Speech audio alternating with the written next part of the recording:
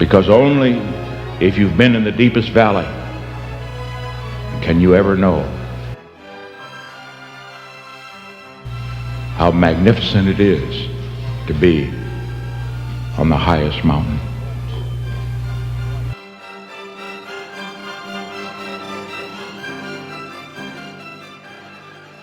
To me, the unhappiest people of the world are those in the watering places, the international watering places like the south coast of France and Newport and Palm Springs and Palm Beach, going to parties every night, playing golf every afternoon, then bridge, drinking too much, talking too much, thinking too little, retired, no purpose. And so, while I know there are those who totally would disagree with this and say, gee, boy, if I could just be a millionaire, that would be the most wonderful thing. If I could just not have to work every day, if I could just be out fishing or hunting or playing golf or traveling, that'd be the most wonderful life in the world. They don't know life. Because what makes life mean something is purpose, a goal, the battle, the struggle, even if you don't win it. El día que murió, Hunter S. Thompson escribió una carta para Rolling Stone titulada He Was a Crook. En esa carta, el periodista más revolucionario de los Estados Unidos dijo lo que siempre había dicho, que Richard Nixon era un monstruo, un miserable, un ser repugnante que había oscurecido y entristecido el mundo con su presencia y que si el infierno de Dante es un lugar que existe y en él caen los demonios, el actual hogar del expresidente es su círculo más profundo, donde el fuego es más ardiente. Tales palabras resonaban en millones de estadounidenses, jóvenes y viejos, blancos y negros, hombres y mujeres, demócratas y republicanos. Richard Nixon vivió con el odio acerado de quienes compartían su tiempo, un odio perfilado, perfeccionado, el odio de quien observa detenidamente, obsesivamente, a una criatura maligna. Odio tan desmesurado que desborda la personalidad, que supera el amor, que complementa el amor, que une. Algunos de mis mejores amigos, escribía Thompson, han odiado a Nixon toda su vida. Mi madre odia a Nixon, mi hijo odia a Nixon, yo odio a Nixon, y ese odio nos ha unido. En 2023, Nixon fue el peor valorado de todos los presidentes recientes en Estados Unidos. El apoyo que tenía antes de dejar la presidencia es el más bajo de todos los presidentes americanos del último siglo. Es cierto que George Bush hijo es el segundo en ese ranking muy cerca de Nixon. También es cierto que Bush dejó el poder en medio de una crisis económica salvaje y una guerra impopular. Nixon se fue con una economía en crecimiento y con un tratado de paz que sacaba a Estados Unidos de Vietnam. Y aún así, la historia de Nixon es por todos conocida, aun cuando algunos ni siquiera lo reconozcan, porque su presidencia se enmarca en uno de los periodos más interesantes y polémicos del siglo XX. La guerra de Vietnam y la enorme movilización en contra de esta, el movimiento hippie, el poder negro, las riadas de Stonewall y los sindicatos de universitarios radicalizados ocurrieron, florecieron y perecieron durante su gobierno. Fue Nixon quien sacó a los Estados Unidos del patrón oro.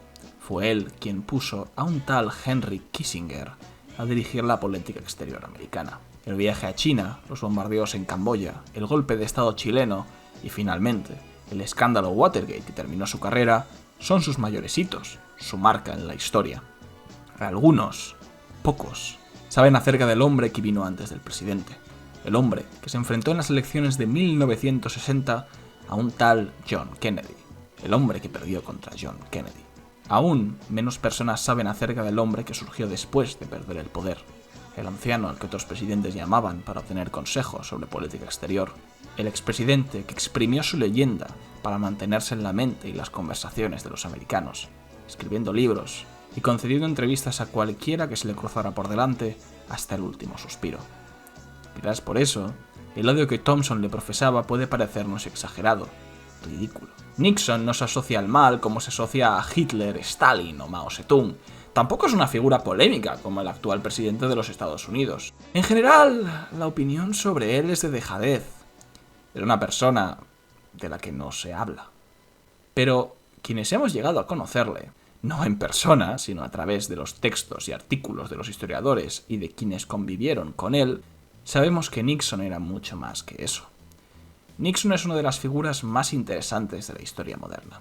Como Thompson mismo alude en su artículo, fue Richard Nixon quien me metió en la política. Ahora que se ha ido me siento solo. Era un gigante a su manera. La historia de Nixon no parece la de una persona real. Ante nosotros se mantiene un personaje trágico, shakespeariano, casi mitológico. Esto es un vídeo sobre política, pero no habrá aquí ningún juicio e intentaré que los hechos se cuenten de la forma más objetiva posible. Por otra parte, este vídeo no es un tratado académico. Algunos hechos se han alterado o dramatizado en beneficio de la narración y aunque esto puede molestar a algunos, creo que el contenido de los hechos, lo importante, se mantiene intacto. En cualquier caso, los pequeños cambios están señalados y dejaré anotaciones en la descripción para los más rigurosos. El juicio moral lo dejaré a vosotros, los espectadores, y el resto, como diría Shakespeare, será silencio.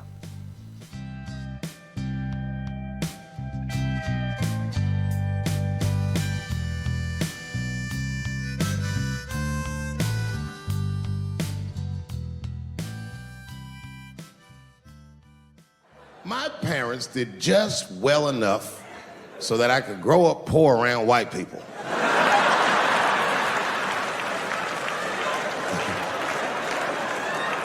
And to be honest, when Nas and them talk about the projects, nigga, I used to get jealous because it sounded fun. Everybody in the projects was poor, and that's fair. But if you were poor in Silver Spring, nigga, it felt like it was only happening to you. A Rockefeller le gustaba el arte moderno. Hubo una vez, hace mucho, mucho tiempo, donde el Partido Republicano gobernaba en Nueva York. Su líder era Nelson Rockefeller, y sí, era el nieto de ese Rockefeller. Multimillonario desde la placenta, Nelson siempre bromeaba con que desde niño soñaba con ser presidente porque era la única cosa que no estaba a su alcance. La realidad era más romántica. Había intentado suceder a su padre en el negocio familiar, pero cuando visitaba uno de sus pozos en Venezuela, se conmovió ante las imágenes de pobreza extrema. A su vuelta a Estados Unidos, se convenció de que la única justificación de la riqueza era si se usaba en el interés del colectivo. Así pues, Rockefeller era un republicano, pero era un caso curioso, hoy imposible, de republicano progresista. La prensa neoyorquina, los intelectuales y los artistas se deshacían en alabanzas ante un hombre tan bueno, que, por qué no decirlo, era muy guapo. En una época donde el racismo era omnipresente, Rockefeller daba discursos en iglesias negras. Se veía a sí mismo como un nuevo Lincoln. Y le gustaba el arte moderno. Rockefeller se presentó a las primarias republicanas en 1960. Habían pasado 8 años desde que Dwight Eisenhower llegaba al poder con una agenda moderada. Gracias a ello, los republicanos habían aislado sus elementos más reaccionarios. Aunque Rockefeller fracasó, consiguió demostrar al partido que era una figura relevante y que se le tenía que escuchar. Ya se fue, como el que finalmente fue escogido candidato, tuvo que personarse en sus oficinas en la Quinta Avenida, como un perro que espera la comida de su amo. El corazón del salón eran 2 chimeneas gemelas, los morrillos, diseñados a medida por el escultor Alberto Giacometti, y las repisas, que casi alcanzaban el techo. Estaban pintadas con murales encargados especialmente a Fernand Léger y Henri Matisse, que mostraban figuras femeninas lánguidas y sinuosas formas vegetales. Siempre me gustaron las formas del arte en la que podía sentir al artista, sentir el material. ¿Y a ti? Richard Milhouse Nixon nació en Yorba Linda, California, en 1913. Su padre era un manitas itinerante y su madre una coaquera. Yorba Linda era un pueblo de pioneros. Sus habitantes eran fanáticos religiosos, inmigrantes y buscadores de fortuna. Los limones eran la fruta que más se producía en la zona y Harold Nixon pensó que plantarlos era un buen negocio. Fracasó y acabó abriendo una pequeña tienda de comestibles. Hannah Nixon se levantaba a las 4 de la mañana para levantar tartas de manzana que servían a los clientes. Los 5 hijos empezaron a trabajar a partir de los 12 años, excepto uno de ellos, Harold Jr., que murió antes de meningitis. Richard era el segundo más mayor, y siempre bromeaba diciendo que en mi familia éramos pobres, pero la grandeza de este país es que no sabíamos cuánto. Quizás por ese contexto, Yorba Linda también era un pueblo muy conservador. En casa de los Nixon no había alcohol ni tabaco. Se rezaba una plegaria antes de cada comida. El juego y la fiesta estaban prohibidos. Harold les enseñó a sus hijos todo lo que un hombre tenía que saber: trabajo duro, esfuerzo y perseverancia. Las únicas claves para salir adelante. A veces en la escuela la profesora montaba un campeonato de debate. Se decidía un tema para discutir y cada bando se le asignaba al azar una postura. En sus memorias, Richard explica cómo, por desgracia, siempre le tocaba defender las posturas más complicadas. Era entonces cuando pedía ayuda a su padre y éste se quedaba con él toda la noche, obligándole a sentarse en una mesa con papel y lápiz. Le hacía estudiar a fondo el tema a debatir y le aseguraba que si trabajaba lo suficientemente duro, no importaba la postura que le habían asignado, sino su capacidad para resultar convincente y seguro. Richard, por supuesto, ganó todos los campeonatos. Cuando uno de sus hermanos enfermó de tuberculosis, Richard recordó cómo su padre se negó a pedir ayuda a los vecinos o enviar a su hijo a un hogar social.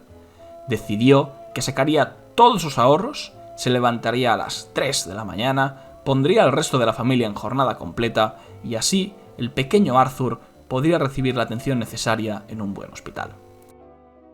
Cuando el dinero se terminó, Hannah llevó a su hijo a un centro en Arizona para tuberculosos. Se decía que el clima árido era un buen remedio para la enfermedad. Cuidó de Arthur y de 4 niños más. Su segundo hijo siempre la describió con una frase: mi madre era una santa. Por aquel entonces, sin embargo, la tuberculosis seguía siendo una enfermedad sin cura. Aún así, cuidó de mi hermano y del resto de sus niños como si fuera una enfermera. Los vio morir a todos, uno por uno, y cuando morían, una parte de ella murió también. En 1960, Hannah Nixon aún vivía. Quizás algún reportero, deseoso de conseguir una buena entrevista, le preguntara a la anciana cuándo exactamente su hijo pareció dar señales de que quería ser presidente. ¿Cuándo dices? Difícil de saber. ¿Fue en la infancia, cuando su abuelo le regaló una enorme biografía de Abraham Lincoln y el pequeño Richard la leyó de un tirón? ¿Fue en 1946, cuando mendigó el apoyo de los empresarios de su distrito vestido con un traje de la Marina, porque no tenía traje ni dinero para comprárselo? ¿Fue en la Universidad de Duke, donde sus compañeros le conocían como culo de acero porque se pasaba todas las noches en la biblioteca trabajando, sudando, luchando para mantener la indispensable beca? O quizás fue después de la adolescencia, después de que su familia se hubiera mudado a Whittier, California, por necesidades económicas. Tras acabar el instituto tercero de su clase, llevó a casa una carta de la Universidad de Harvard, ofreciéndole una beca parcial. La familia tuvo que rechazarla. No podían pagar el traslado ni la vivienda para una de las más prestigiosas Ivy Leagues. Así pues, Nixon acabó graduándose en Historia en Whittier y posteriormente Derecho en Duke. En Whittier, la mayor fraternidad estudiantil eran los Franklins, llamados así porque su fundador era ni más ni menos que el padre fundador Benjamin Franklin. Decían que solo aceptaban a los mejores. Y bueno, Richard era claramente excelente, ¿no? Hombre, sí, a los mejores, pero no solamente los mejores estudiantes, ¿sabes? Tú, no. Richard conocía el rechazo. Nunca tuvo muchos amigos. Las chicas huían cuando empezaba a explicarles qué hubiera pasado si Cartago hubiera vencido a Roma. Pero esa vez fue diferente. En lugar de lamerse las heridas y seguir adelante, Richard Nixon hizo lo que mejor se le daba: rebelarse. Desde pequeño había demostrado dotes para la oratoria y el teatro. Convenció a un grupo de estudiantes, los que no pertenecían a los Franklins, los que como él habían sido rechazados, y les dijo de fundar ellos su propia fraternidad. Se llamarían los Ortogonians, en referencia a una fórmula geométrica por la que dos elementos se cortan formando un ángulo de 90 grados. Todos aquellos que habían sido humillados, los que se molestaban y odiaban a los pijos de la clase, tendrían un espacio. Los Franklins eran sin duda los más ricos, y por tanto, entrar en ellos conllevaba una serie de privilegios y actividades sociales de mayor nivel. Pero poco a poco, los Ortogonians fueron ocupando cada vez más plazas en los puestos de representación estudiantil, básicamente porque eran más. Mientras un grupo de Franklin se sentaba en el restaurante de la facultad a comerse unos bien cocidos bistecs, un grupo de Ortogonians, con la boca llena con un hot dog de la esquina, se les quedaría mirando para decirles lo que no querían oír: que ellos existían. En su monumental White Trash, la historiadora Nancy Isenberg nos explica cómo desde los inicios de Estados Unidos ha existido, y todavía existe, un desprecio generalizado hacia las clases bajas y trabajadoras. Ese desprecio se origina en la teología anglicana y la predeterminación calvinista. Las personas somos malas, y solo la penitencia, el sudor en la frente, nos redime a ojos del Señor. La riqueza, considerada el fruto del esfuerzo individual, se asocia con virtud y cultura. La pobreza se ve como el resultado de la vagancia, el vicio o simplemente mala sangre. Pero, para explicar a Nixon, la clase social no es el único factor. Digámoslo rápido, era un rarito. Su madre siempre recordaba cómo antes de la tuberculosis, Arthur y Richard no parecían hermanos. La historia de siempre. Uno era guapo y deportista, las chicas volaban a su alrededor, y el otro era introvertido, inseguro y avergonzado. Aunque sus padres siempre le mostraron un inmenso amor, él creía que lamentaban haber perdido al mejor heredero. Un día, cuando jugaba con unos chicos a la pelota, se dio cuenta de que estos rompían las reglas. Cogió el balón, se sentó en un banco y les dijo: «No os la daré hasta que aprendáis a comportaros». Con su cara de perro, su baja estatura y un peinado incomprensible, sabía que ciertos lugares le estaban vetados. Sabía, porque era verdad, que muchas personas le miraban por encima del hombro. Tenía muchísimo miedo de decepcionar a los demás y aún más de quedar en ridículo. Siempre sentía que tenía algo que demostrar. Los Ortogonians tenían clubs de lectura.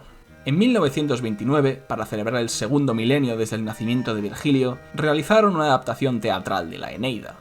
La Eneida, como la Ilíada, son cantos mitológicos que explican el origen de dos civilizaciones antiguas, Grecia y Roma. Eneas es un personaje de la Ilíada, un soldado troyano que consigue escapar a la furia de Aquiles y acaba llegando a las costas de Italia, fundando lo que mucho tiempo después será la ciudad de Roma.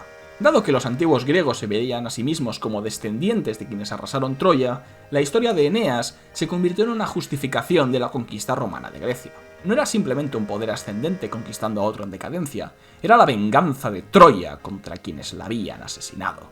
A Eneas lo interpretaba Richard Nixon.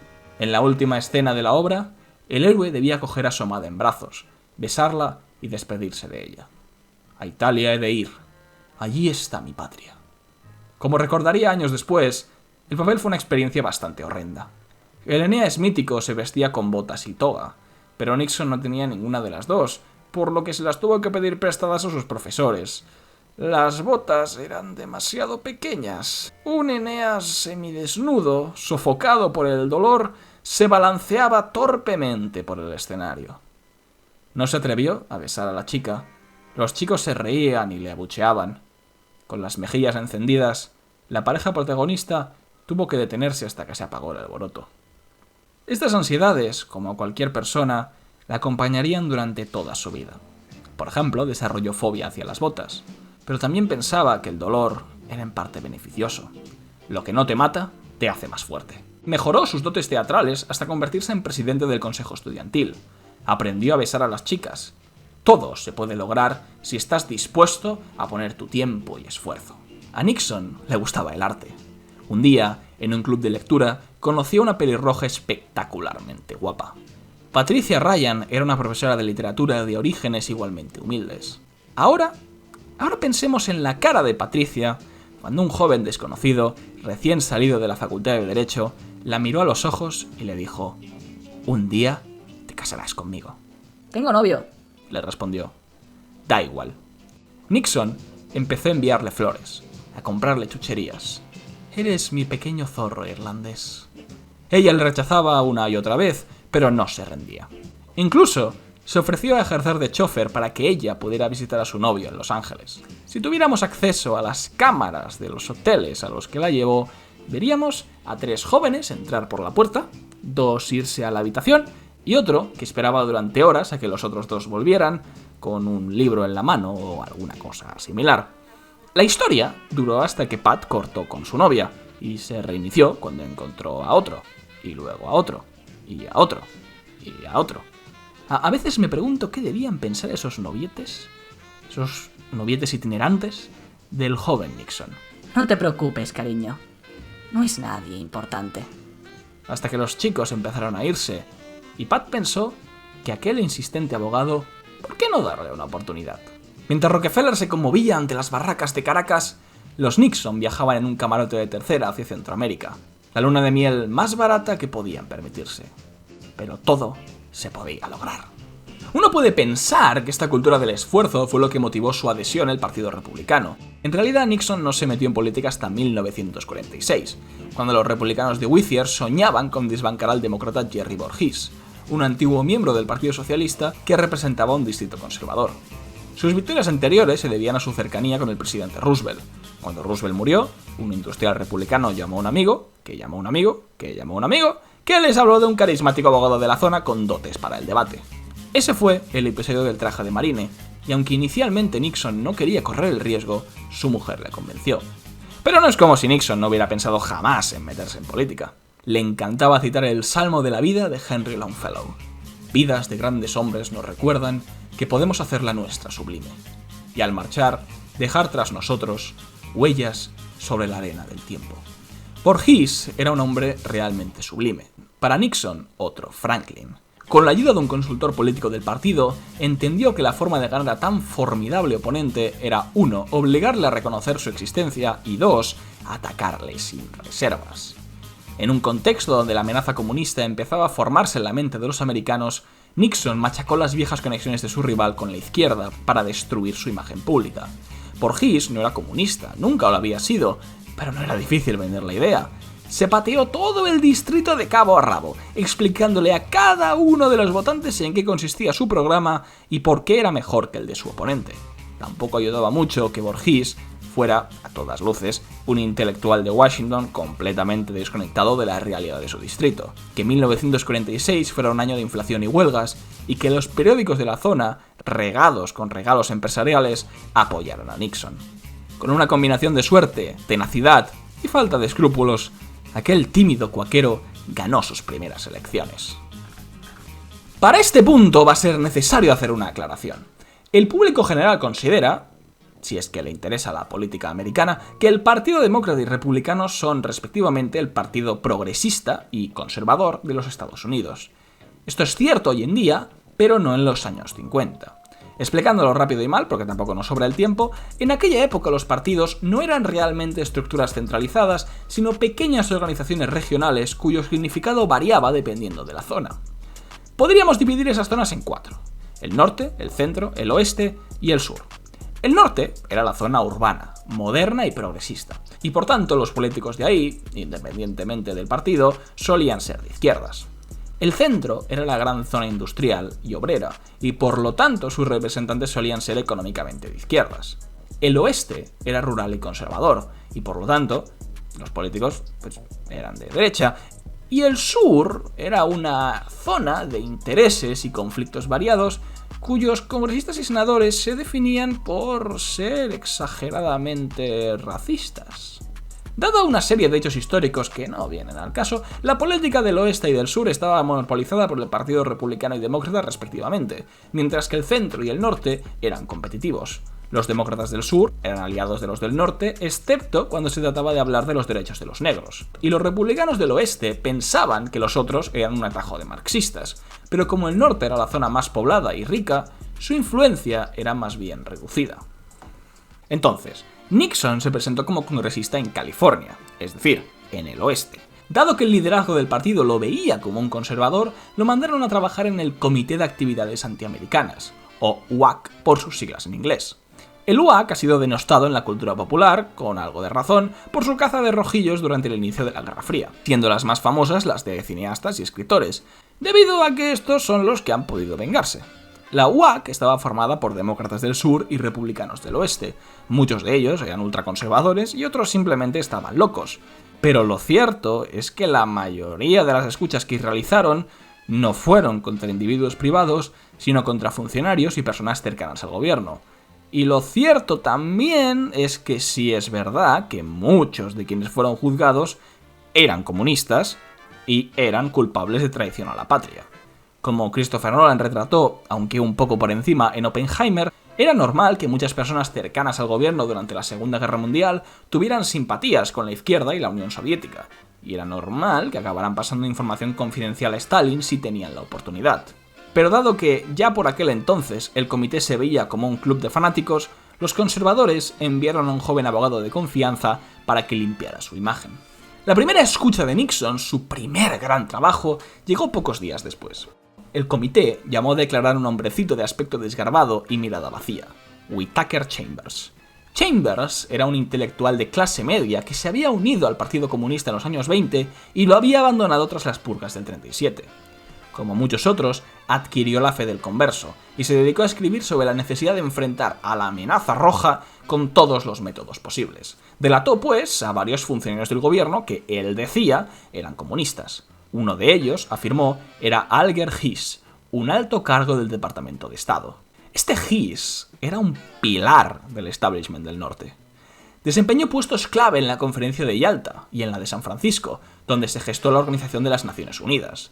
En otro mundo, quizás hubiera acabado como secretario de Estado o vicepresidente. Como podrán imaginar, la reacción de la sala fue de auténtica sorpresa y prudencia, pues Chambers no había aportado pruebas. En la prensa la reacción fue de broma. Otra vez, los fanáticos del Senado han enviado a un fanático local para que les diga las tonterías habituales. Hiss demandó a Chambers por un delito de calumnias. El comité se puso de perfil. Hiss fue al Senado a defender su versión. El comité le creyó. ¿Fin? Por supuesto que no. Un miembro del comité, ya sabemos quién, no le creyó. ¿Por qué no le creyó? Chambers no había aportado pruebas a sus afirmaciones, y en un duelo de tu palabra contra la mía, la distancia entre los dos hombres no podía ser más extensa. El hombre que había gastado la mitad de su vida en una causa en la que ya no creía, era un cascarón vacío, expulsado de todos sus antiguos lugares comunes, rotas todas sus viejas amistades, cerradas las puertas de los grandes clubes intelectuales. A su hija le acabarían denegando una beca universitaria por presión de los decanos izquierdistas. Sus memorias acabarían publicándose por alguna pequeña editorial de Alabama, y lo más que se recuerda de ellas es el brutal artículo que Hannah Arendt le dedicó, lo cual fue incluso un acto de misericordia, porque todas las amigas de la filósofa le decían que Chambers solo busca que sus publicaciones se consideren aceptables, igual de dignas que las nuestras, y debemos frenarle. Chambers era un solitario, depresivo, fascista, y además también era homosexual. Esto hoy en día no se entiende, pero en los años 50 un ataque usual de la izquierda era decir que la derecha eran un nido de maricas. Sidney Blumenthal remarca que en los años 50 el conservadurismo era el mejor armario, y en él se protegían Roy Cohn, J. Edgar Hoover y muchos otros. De la misma forma que el tribunal comunista que condenó a Robert Brasillach se explayó sobre cómo había sodomizado a Francia y penetrado su odio en la sociedad, no era complicado para el progresismo afirmar retóricamente que ¿acaso un hombre que practica el vicio y la perversión no es proclive también a la mentira? Y Hiss era perfecto. Claro, demasiado perfecto. La historia es viejísima. El perdedor y el ganador. Uno era pobre, feo y rechazable. El otro era guapo, rico y famoso.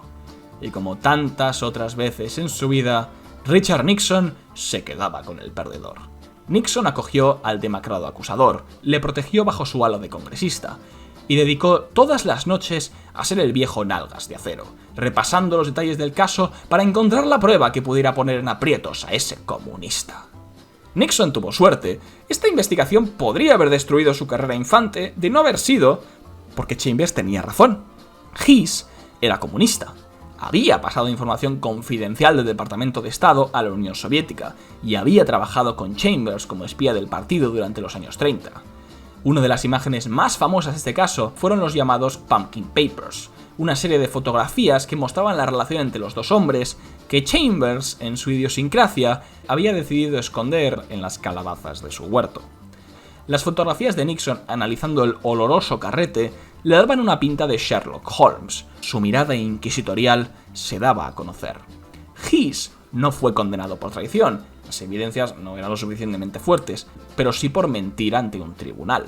Sería muy bonito contar esta historia como una suerte de solidaridad de clase, la venganza de los pringados.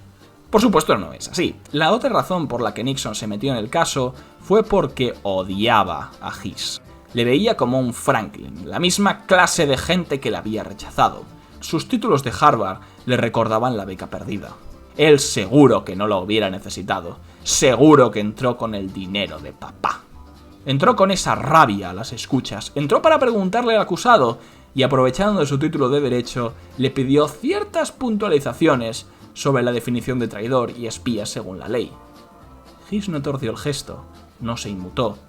Miró al joven congresista con desdén y le dijo: «Disculpe, señor Nixon, estas preguntas...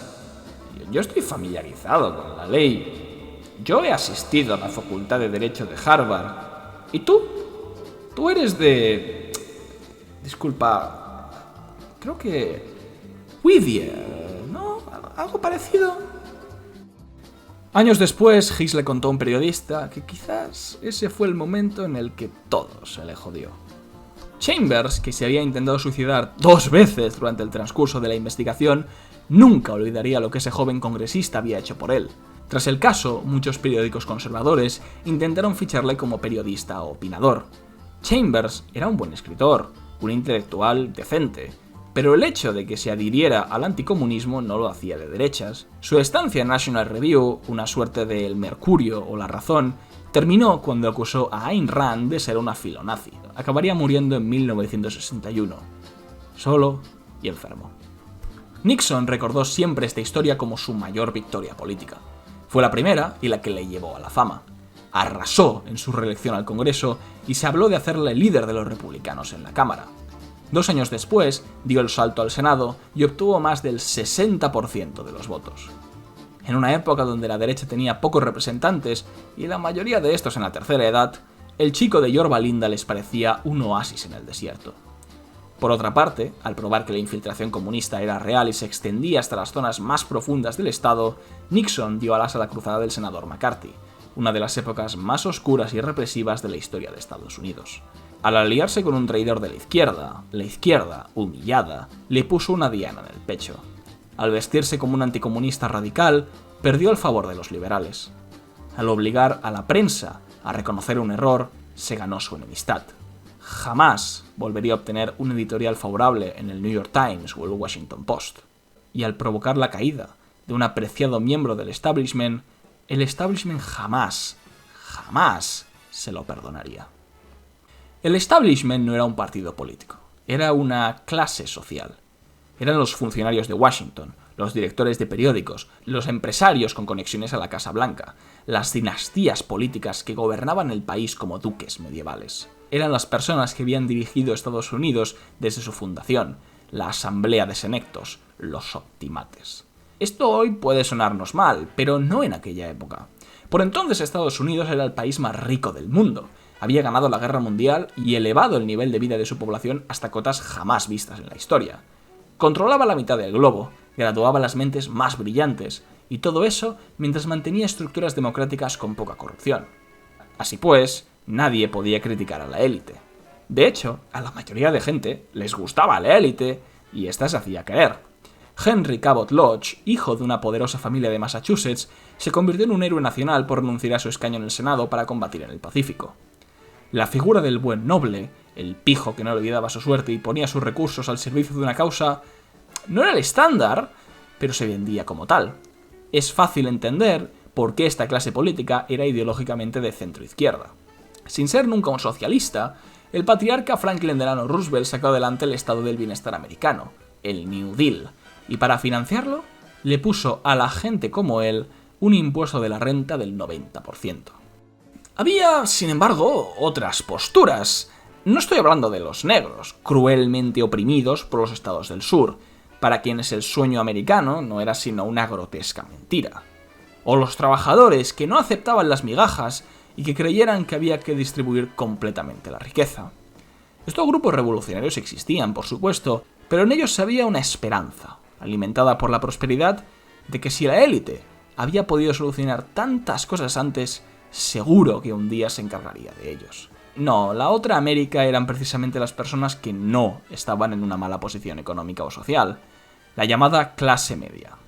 La visión de una élite planificadora, obsesionada con solucionar los problemas del mundo, no era para esta clase media la de un grupo de atrevidos altruistas, sino despreciables entrometidos, destinados a robarle parte de su dinero y decirles en qué se podían gastar el resto. No querían una sociedad donde el gobierno solucionara los problemas, aunque pudiera hacerlo. La grandeza de América provenía, según ellos, de que aquí todo el mundo puede venir y forjar su camino, sin ayuda de nadie, sin pedirle nada a nadie, con esfuerzo, ahorro y trabajo duro. Aunque en las zonas urbanas esta visión del mundo no era tan popular, al oeste del río Mississippi, en el campo, en Yorba Linda, eran parte de la cultura. Para muchas de estas personas, Nixon era un representante. Nixon no era conservador. De hecho, solía calificar a los conservadores como locos y chiflados, pero no le molestaba venderse como tal, siempre que sirviera para ganar elecciones. Poco a poco fue encareciendo su imagen de hombre de mundo, de macho. La táctica de atacar constantemente al rival se hizo común. Solía usar tacos, descalificaciones y a veces rozaba la línea de la difamación. Su oponente en el Senado, la famosa actriz y activista Helen Douglas, era una roja, y apuesto a que roja hasta en el color de sus bragas. Cuando la campaña de Douglas le devolvió los ataques, Nixon comentó a un grupo de hombres republicanos que quizás habría que castrar a esta histérica. Bromeaba, por supuesto. Aunque Douglas perdió, le puso un mote en esas elecciones que le quedó para siempre. Tricky Dick, Ricardillo el tramposillo. Pero esa forma de hablar, tan sucia, tan barrio bajera, no le quitaba popularidad, la aumentaba. Cuando los tabloides liberales se dedicaban a ridiculizar al ahora senador, exagerando las facciones más horribles de su rostro o comparándole con Al Capone o Hitler, solo conseguían que muchos hogares acomodados sintieran lástima por ese esforzado caballero, que aún así se levantaba y luchaba por su puesto. Incluso un viejo amigo de Douglas, que había trabajado con ella en varias películas durante los años 40, votó por Nixon al oír uno de sus apasionados discursos. Pocos años después, ese amigo se acabaría afiliando al Partido Republicano. Su nombre era Ronald Reagan. Por desgracia, Nixon nunca pensó en aquellas personas. Le gustaba la adulación como a todos los políticos, pero se centraba más en el odio que la élite tenía hacia él. El odio era real. A Nixon no le invitaban a las fiestas de Washington desde que el veterano senador Averell Harriman se negó a compartir mesa con un tipo como él. El establishment republicano apreciaba su capacidad de movilizar personas, pero solían tratarle con distancia y paternalismo. El uso de descalificaciones y golpes bajos era común en la política, pero la prensa solo lo trataba con dureza cuando lo hacía Ricardillo. Por otro lado, Nixon seguía siendo más raro que un perro verde, se sentía acomplejado en el mundo de Washington. Pero se tragó su ira, siguió para adelante y añadió a los periodistas y a los progresistas en su lista de enemigos personales. Primero te golpean, te escupen y te humillan, y luego, si tú les haces lo mismo, lloriquean. El clímax de esta confrontación llegó cuando el general Eisenhower nombró a Nixon como su candidato a la vicepresidencia. Dwight Eisenhower era el general que organizó el desembarco de Normandía, la operación que había permitido liberar Francia del nazismo y abrir un segundo frente en Europa. Para muchos más importante que su victoria contra Hitler fue haber salvado Europa occidental del Ejército Rojo. Ahora, los rojos habían tomado China, invadido Corea y organizaban levantamientos en Grecia y Vietnam. Frente a una administración demócrata desacreditada y débil, los republicanos ofrecían fortaleza y esperanzas de darle la vuelta a la cruzada anticomunista. Por otra parte, Eisenhower era completamente apolítico. Aprobaba la mayoría de programas sociales de los demócratas. No tenía ningún interés en meterse en el barro de una campaña electoral. Los republicanos del norte lo habían escogido por lo segundo, y le dijeron al viejo general que para solucionar lo tercero necesitaba un guardaespaldas, a un perrito faldero que hiciera la campaña por él, que mantuviera en el partido a la conservadora. Necesitaban a un tío como Tricky Dick. La campaña fue muy bien. Los demócratas estaban asolados por escándalos de corrupción, Eisenhower era exageradamente popular y Nixon hizo su agosto contra el rival de su jefe, Adlai Stevenson, a quien acusó de debilidad, socialismo y de ser un carahuevo, en un intraducible juego de palabras que combinaba su origen intelectual con el hecho de que Adlai era calvo. Ike y Dick, como los llamaba la prensa, eran la dupla perfecta. En aquella época era normal que los políticos, al no tener suficientes ingresos con el salario del Congreso, pidieran donaciones individuales para gastos relacionados con su trabajo. Un mejor estudio, una casa en Washington, una suscripción al periódico. Entonces la prensa, oliendo la hecatombe que se avecinaba, investigó y descubrió que el senador Nixon, el tramposo Ricardo, tenía un fondo de $18.000 anuales, al cambio actual 185.000 euros para gastos supuestamente políticos. La revelación entró como una flecha en la línea de argumentación republicana. Como el propio Nixon recordó posteriormente, parte del argumento de Eisenhower era ir contra una serie de escándalos demócratas relacionados con funcionarios que cobraban sobresueldos. Ahora ese mismo argumento se podía usar para su número 2. Era un puñetero desastre. Las portadas de los periódicos dejaron de hablar del peligro comunista o de la inflación elevada para centrarse en la corrupción de los republicanos. Asustados, los republicanos del norte le pidieron al general que cambiara de vicepresidente. Thomas Dewey, el anterior candidato republicano, llamó a Nixon para decirle que, lamentándolo mucho, seguramente tendría que anunciar su dimisión. Solo unos pocos días, los telediarios de todo el país interrumpieron su programación habitual anunciando un importante mensaje del Comité Electoral Republicano. Y ahí estaba él. You are about to hear a report from Senator Richard Nixon, nominee for the office of Vice President of the United States. The senator has interrupted his nationwide campaign tour to be with you tonight for this important message. Ladies and gentlemen, Senator Richard Nixon. My fellow Americans, I come before you tonight as a candidate for the vice presidency and as a man whose honesty and integrity has been questioned. Now, the usual political thing to do when charges are made against you is to either ignore them or to deny them without giving details. I believe we've had enough of that in the United States, particularly with the present administration in Washington, D.C.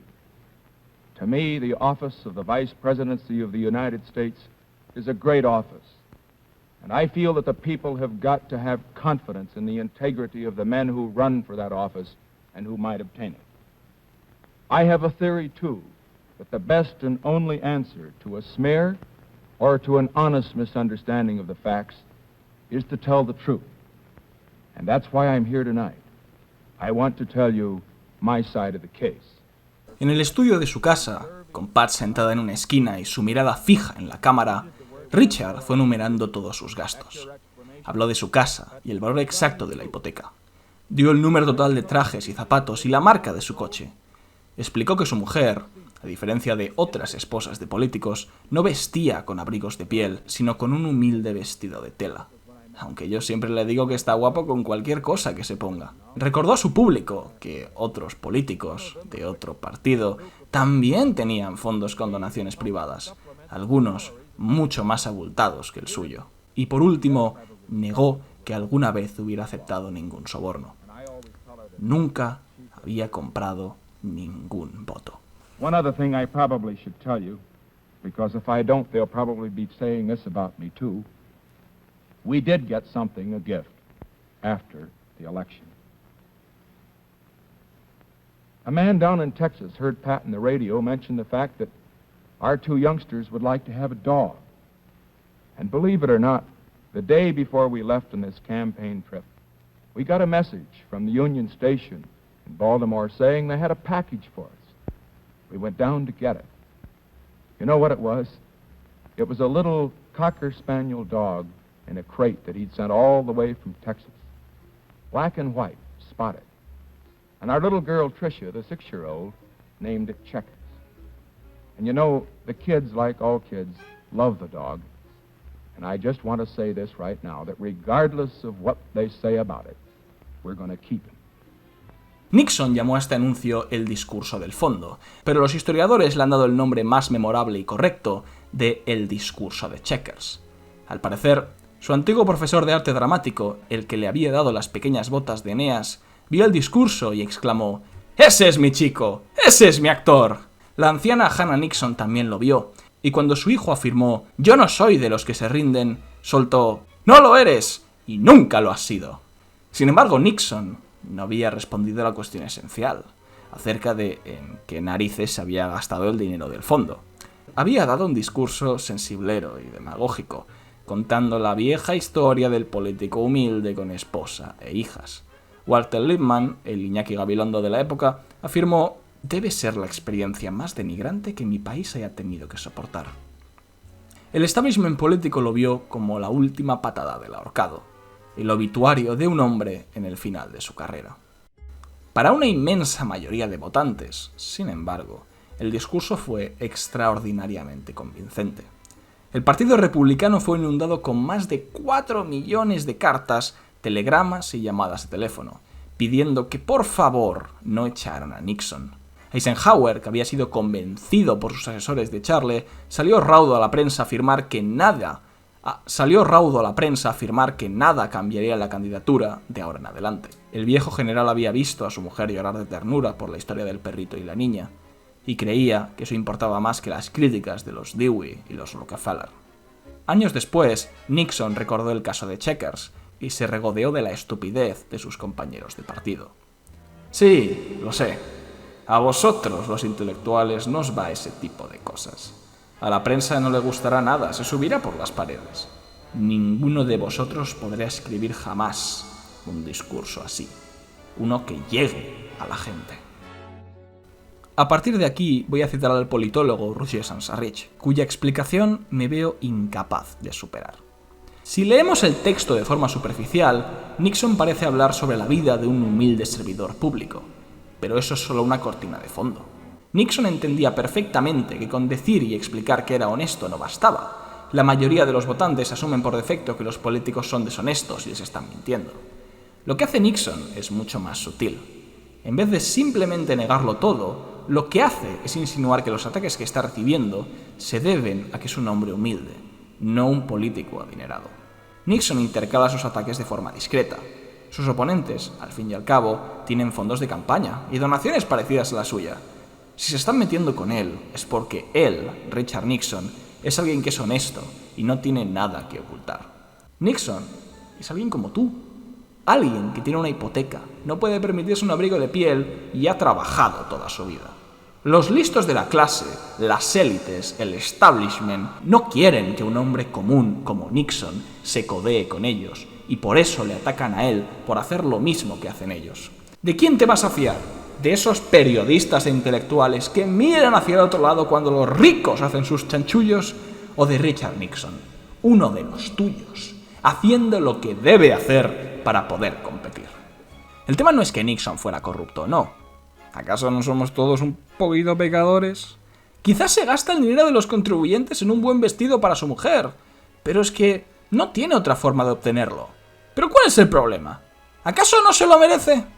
Claro, los hombres ricos de Washington dicen que no. Dicen que eso está mal. Pero ellos pueden decirlo. Ellos no saben lo que es la necesidad. ¿Qué sabrán ellos?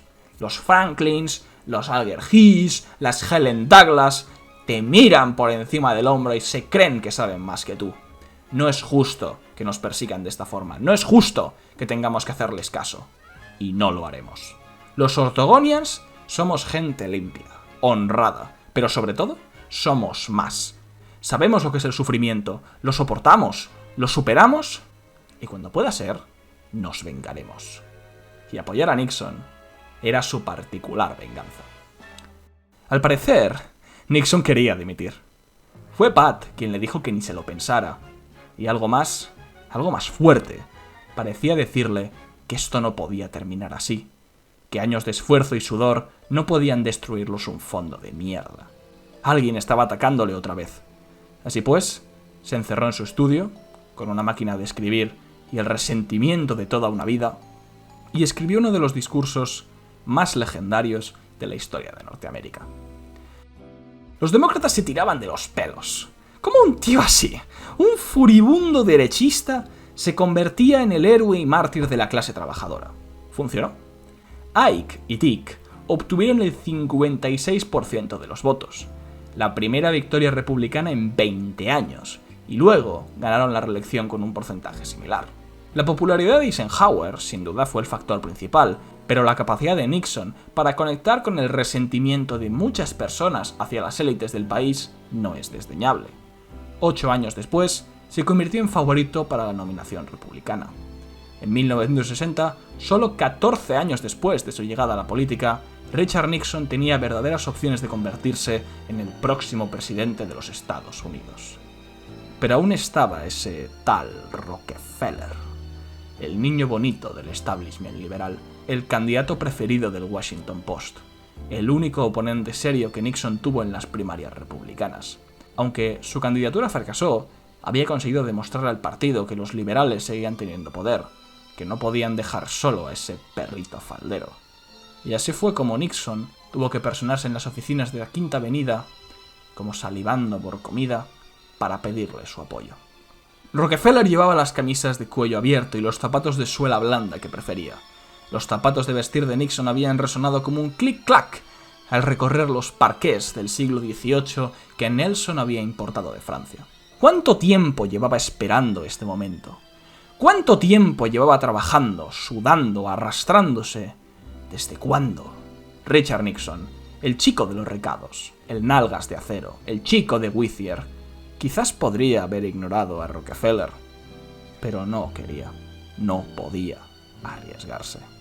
Creía que si pactaba con el establishment, la prensa dejaría de atacarle.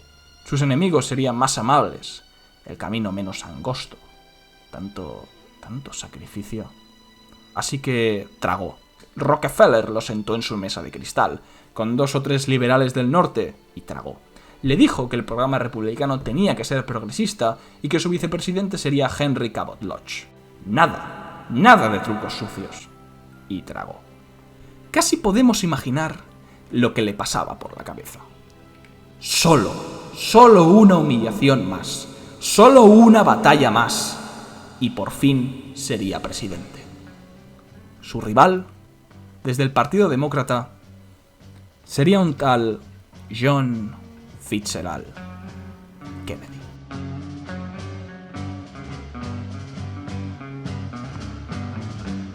One pill makes you larger, and one pill makes you small, and the ones that mother gives you don't do anything at all. Go ask Alice when she's 10 feet tall. And if you go chasing rabbits and you know you're going to fall, tell 'em a hookah smoking caterpillar has given you